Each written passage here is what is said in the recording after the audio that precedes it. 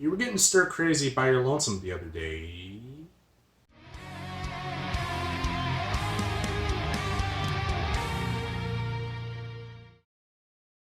What up, everyone? I'm Gallon Havoc, and I am back with another big update. A message from the quarantine, if you will. First, I just want to say, I hope that in light of the current situation with quarantining and COVID and whatnot, you're all staying as healthy and sane as I am.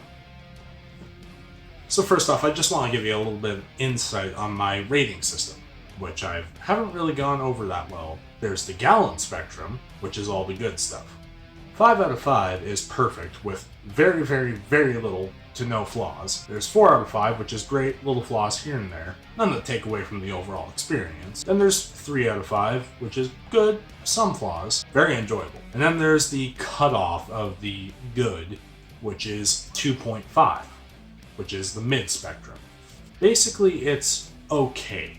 It's very balanced between its pros and cons. Like, yeah, it might be not that great of a thing, but you can still have fun with it. Then there's the havoc spectrum, which is when we really tear into things and wreak some havoc.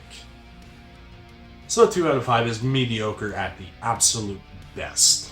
A lot more flaws than none. And then of course there's 1, the worst.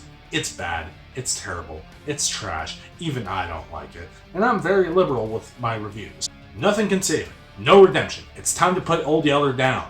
Other than the 2.5, which is like half a 5, there are some 0.5 marks in between each rating, depending on what I'm reviewing.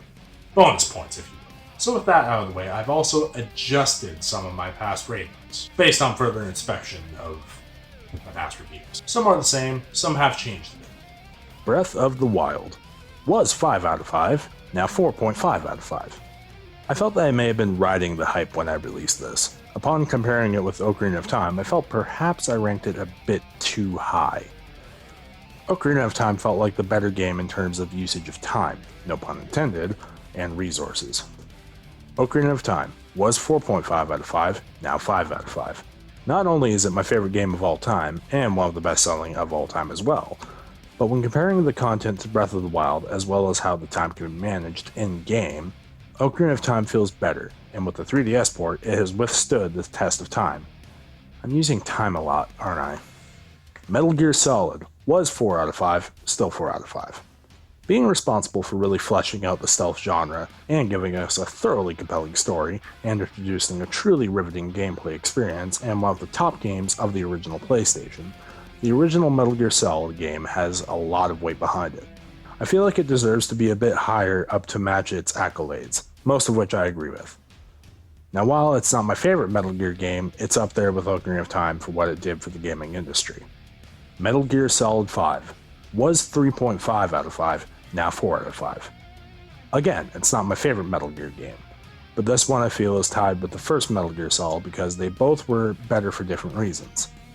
The first hasn't aged that well, while this one polishes up the Metal Gear game formula while adding to it as well, for better or for worse.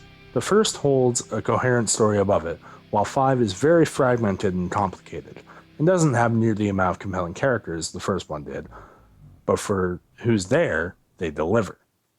They're both revolutionary in their graphics at different times. This one had a level of customization that dwarfed almost all the others, and I'm a sucker for customization to suit my playstyle.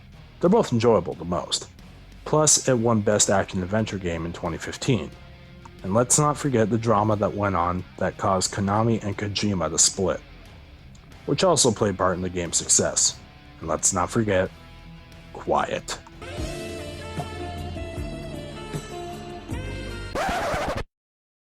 Death Stranding was 3.5, still 3.5. As I said in the review, I enjoyed Metal Gear Solid 5 a little more. It had the action that I love in a lot of shooter action adventure stealth games, but this was a nice change of pace. Plus, the motivations behind the way the game played were quite justified, reconnecting a broken society through deliveries, and sprinkle some end-of-the-world post-apocalyptic shit, and you got a volatile mix. My only real gripe was the amount of time it took to get from point A to point B sometimes, until you got the zipline.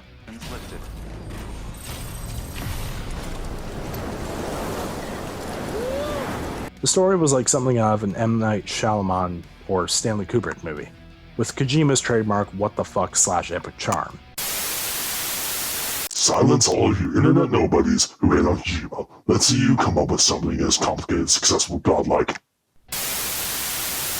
Rise of Skywalker was 3.5 out of 5, now 2.5. Alright, I'm gonna be level with you now. When I did the review, I was very much still in the state of mind that the majority of this movie was enjoyable, and while I still say that, upon thinking about it and coming down from that force high, I could see more issues than I did before. The pacing, the choices, the overuse of fan service, Palpatine being lazily written in. Don't get me wrong, I did enjoy the movie quite a bit, but in the end, it could not save it. There were parts that dragged it down, but they were balanced out with the parts I like. I didn't hate the movie, but I didn't love it either. Just the standard like is how I felt. I did hear the book patches some things up though, but that didn't save the movie itself. Terminator Dark Fate was 3 out of 5, still 3 out of 5.